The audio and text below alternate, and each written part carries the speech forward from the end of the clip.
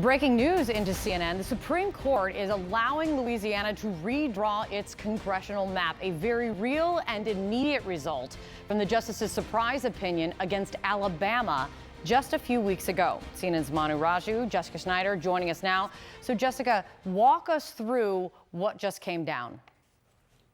Well, Kate, this is actually the Supreme Court sending this dispute over Louisiana's congressional maps back down to the lower courts. What's likely to happen in the lower courts is that the court should order these maps to be withdrawn. And this is significant because this is yet another voting map that's been disputed by black voters as being a violation of the Voting Rights Act, and the Supreme Court acting to change the way these maps are drawn. Because remember, earlier this month, the Supreme Court ordered Alabama congressional maps to be withdrawn. So now they're ruling that a lower court must retake up a case about a Louisiana map that was similarly disputed as violating the Voting Rights Act, because in particular, these Louisiana maps, they currently only have 1 out of 6 voting districts, congressional districts, that are majority black. And the argument here is that black voters make up 33% of the state's population, so there should be more voting districts that are majority black.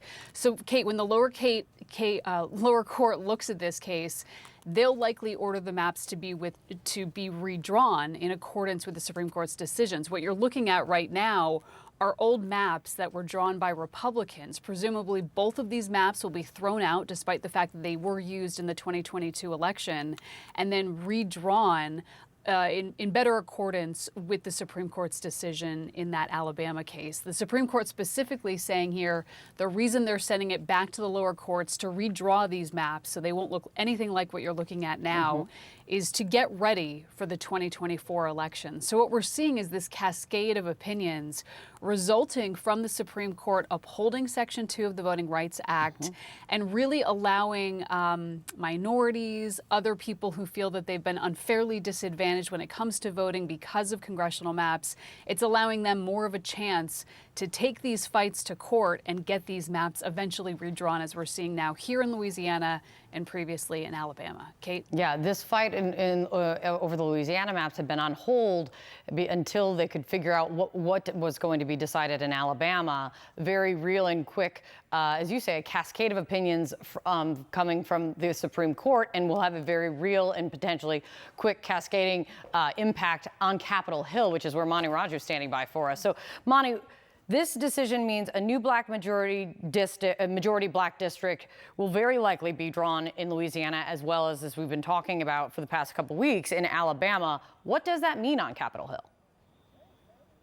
Yeah, it could be more Democratic seats. We do expect in the aftermath of that Alabama seat that will very likely could be filled, and a Democrat could fill in the aftermath of that Alabama ruling, adding one more Democrat to the delegation in Alabama. Here in Louisiana, that is the expectation as well. Currently, there's one Democrat in that House delegation. We expect that as a result of this ruling, it could lead to another Democrat. And this is significant in the overall fight for control of the House. Remember, this is a very narrowly divided House between the Republicans who have control and Democrats who are in the minority. Democrats need to pick up 5 seats, net 5 seats, in order to get back to the House majority in 2024. If it does turn out that these 2 seats can now go to the Democratic column, that of course narrows the majority even further. Now, that doesn't mean that it's certain to flip to the Democrats come 2024. There are other cases in other states involving redistricting issues that actually do favor the GOP, like in North Carolina. And there's also a big question about New York, which was significant for flipping the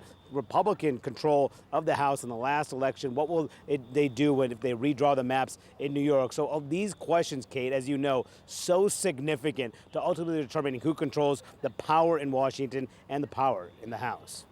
Kate? Absolutely, and something that everyone needs to watch very closely now. Jessica, thank you. Manu, thank you guys so much.